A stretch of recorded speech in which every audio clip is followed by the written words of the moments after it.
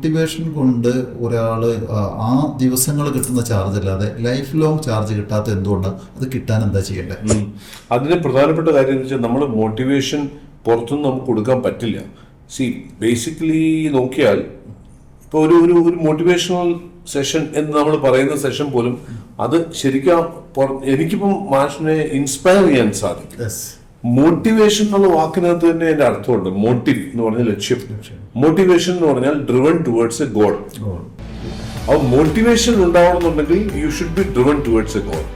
വളരെ വ്യക്തമായിട്ട് എന്റെ ജീവിതത്തിൽ എനിക്ക് എന്താണ് നേടേണ്ടത് എന്നുള്ളതിനെ കുറിച്ച് വ്യക്തമായ കാഴ്ചപ്പാടുള്ള, അതിലെത്തണം തീരുമാനിച്ചിറങ്ങിയിരിക്കുന്ന ഒരുത്തിനെ കൊണ്ടുപോയി ഒരു നല്ല മോട്ടിവേഷൻ സ്പീക്കറുടെ മുമ്പിൽ ഇരുത്തിയാൽ അവൻ കത്തിപ്പിടിക്കും.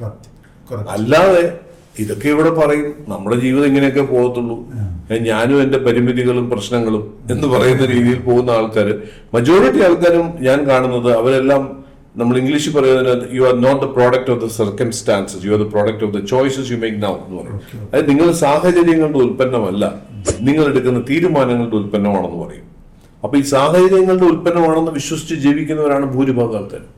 അതുകൊണ്ട് തന്നെയാണ് മോട്ടിവേറ്റ് ചെയ്യാൻ പറ്റാത്തത്. അത് ഞാൻ എൻ്റെ ഒരു കൺസെപ്റ്റ് ഉള്ളതിനാണ് ശരിക്കും പറഞ്ഞാൽ മോട്ടിവേറ്റ് ചെയ്യപ്പെടുന്ന ഇന്റേണൽ മോട്ടിവേഷൻ ശരിക്കും വേണ്ടത്.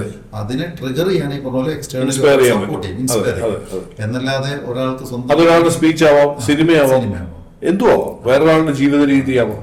മറ്റിപ്പോൾ മരുന്നിന്റെ കാര്യം, ഭക്ഷണത്തിന്റെ കാര്യമൊക്കെ പറഞ്ഞതുപോലെ ഒരു മോട്ടിവേഷൻ സ്പീച്ച് കൊടുത്തു കഴിഞ്ഞാൽ അത് എല്ലാവർക്കും ഒരേപോലെ എഫക്റ്റ് ആവണമെന്നില്ല. അവരുടെ കണ്ടീഷൻ, അവരുടെ മാനസികാവസ്ഥയൊക്കെ അതിനെ ഡിപ്പെൻഡ് ചെയ്യും. അബ്സല്യൂട്ട്ലി. അവരുടെ ലക്ഷ്യമില്ലാത്ത ഒരാളെ ആർക്കും ഒന്നും ചെയ്യാൻ പറ്റില്ല. ആദ്യം അവർക്ക് അപ്പൊ ആ ലക്ഷ്യം ബൈബിൾ തന്നെ പറഞ്ഞു, there is no vision, people perish. People perish. ജീവിച്ചിരിക്കുക പോലും ഇല്ലെന്ന് പറഞ്ഞു. അത്രയും നിശ്ചയം.